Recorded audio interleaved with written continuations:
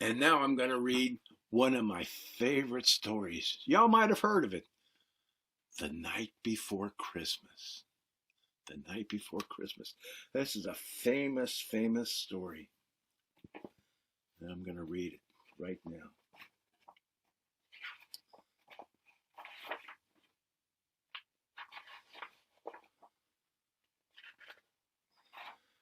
"'Twas the night before Christmas, when all through the house not a creature was stirring, not even a mouse. The stockings were hung by the chimney with care, in hopes that St. Nicholas soon would be there. The children were nestled all snug in their beds, while visions of sugar plums danced in their heads. And Mamma in her kerchief, and I in my cap, had just settled down for a long winter's nap. When out on the lawn there rose such a clatter, I sprang from my bed to see what was the matter.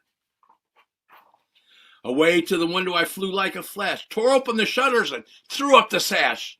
The moon on the breast of the new fallen snow gave a luster of midday to objects below, when what to my wondering eyes should appear but a miniature sleigh and 8 tiny reindeer, with a little old driver so lively and quick, I knew in a minute it must be Saint Nick.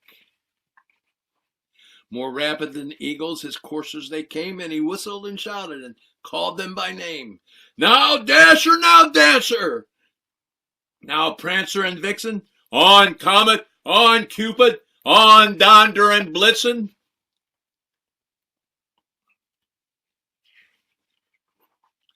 To the top of the porch, to the top of the wall. Now dash away, dash away all.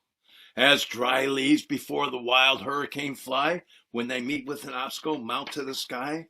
So up to the housetop the coursers they flew, with sleigh full of toys and St. Nicholas too. And then in a twinkling I heard on the roof the prancing and pawing of each little hoof. As I drew in my head and was turning around, down the chimney St. Nicholas came with a bound.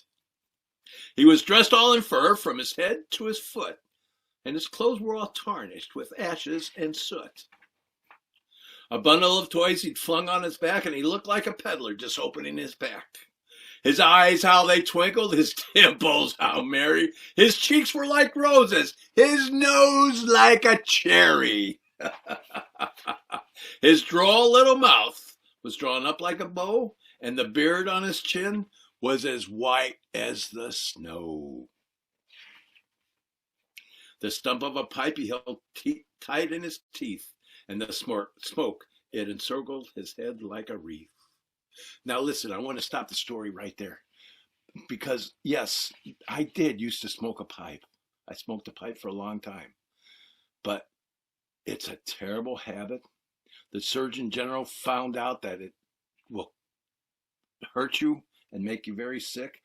And Mrs. Claus asked me that I quit smoking my pipe, and I haven't smoked ever since. And I hope none of y'all ever smoke a cigarette or a pipe. Now, back to the story. He had a broad face and a little round belly that shook when he laughed like a bowl full of jelly. He was chubby and plump, a right jolly old elf, and I laughed when I saw him, in spite of myself.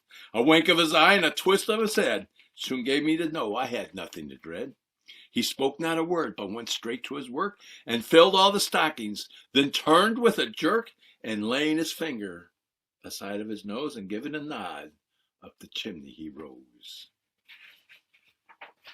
He sprang to his sleigh, to his team gave a whistle, and away they all flew like the down of a thistle. But I heard him exclaim as he drove out of sight, Merry Christmas to all, and to all a good night. I'm glad I hope you enjoyed the story, and I look forward to seeing y'all. Thanks.